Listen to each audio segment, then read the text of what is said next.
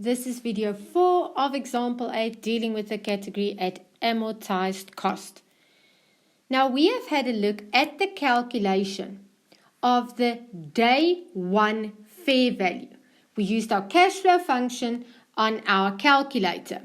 So a financial instrument, including debentures, because they are financial assets, on day 1 have to be recognized at fair value. We calculated that fair value using future cash flows discounted back with the market-related interest rate. That 990 is, however, not the amount that the investor paid when he invested in the debenture. He paid 95% of the nominal value, or he received a discount of 5% on the nominal value. So your bank amount and your initial recognition in the investment is not the same. The bank amount is 950. What you recognize at fair value is 990. What is that difference? What do you do with that difference? That difference is a day 1 fair value adjustment that goes through profit or loss. In the category at amortized cost, this will be the only fair value adjustment you do. What else happens on day 1? Well, the company, Luan Limited, paid their broker transaction costs of 75 Rand. So credit bank, 75 Rand. The question is what to do with those transaction costs. Are they an expense that goes through profit or loss? Or can I make them part of the cost of the investment initially on day 1? Now, to get that answer, you need to know your rules of financial instruments. Financial instruments are always recognized initially on day 1 at fair value, and usually transaction costs are also taken into account in that day 1 recognition and measurement. The category that is the exception, where transaction costs are an expense, is the category at fair value through profit or loss. But that is not the category we are busy with. We are busy with at amortized cost. Therefore, the rules of financial instruments say that the transaction cost will be debited to the investment. Now, your credit has to be banked. You paid it. The question was about the debit entry. Is the debit entry an expense, or do you take it to the financial asset? In this case, you take it to the financial asset. Now, because you did this, you changed the day 1 measurement. Day 1 of the investment is now the fair value of 990 Rand together with the transaction cost of 75 Rand.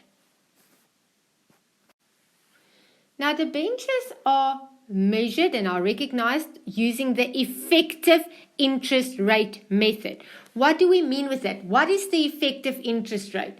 The effective interest rate is that rate that will take all the future cash flows back to the day 1 fair value. Now, we did that when we calculated the day 1 value. We used the effective interest, which was the market-related rate, and we had the PV by taking all the future cash flows discounted back to that PV. The problem now is you changed that PV. When you recognize the transaction cost as part of the day 1 measurement of this investment, you changed the PV. The PV is now the 990 fair value plus the transaction cost, which means the interest rate of 14% can't be true anymore. If you changed the PV, there's no way that those future cash flows with this interest rate of 14% will get to the new PV. of 1,065. So that interest rate that we used is no longer true. The fact that you incurred transaction costs and recognized it to the investment means that you will need to calculate a new effective interest rate that holds true, that takes all the future cash flows, which have not changed because we have not changed nominal value or nominal rate or premium or discount. We need a new rate that will take those future cash flows that have remained the same back to a new PV. Now again, we are going to use the cash flow function, but now we will actually enter something as cash flow naught because we do know the day one fair value and the transaction cost. We do know the PV. The rest of the cash flows stay exactly the same as what they was. Cash flow 1 is just interest, cash flow 2 is interest and the first maturity, cash flow 3 is interest and the second maturity. And now we calculate the effective interest rate, the new one. That market rate of 14% was effective until we had transaction costs. Now we calculate the new effective interest rate on our calculator by asking for IRR, internal rate of return. And the effective interest rate that will bring the future cash flows back to a PV that includes transaction cost is 10.6127%.